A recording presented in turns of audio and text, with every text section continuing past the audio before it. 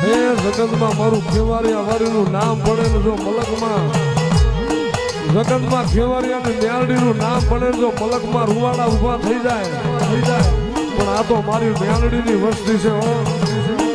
અને કદાચ મને ભલા સુસરાની દેવીને એકવાર હાજ કરે ને અને મારા કાનિયાના જો 56 કરોડ રૂવાડે આવીને ઉઠી નો રમને તેનો જગતમાં ભલા ડોહાની હું મ્યાલડી નો હોય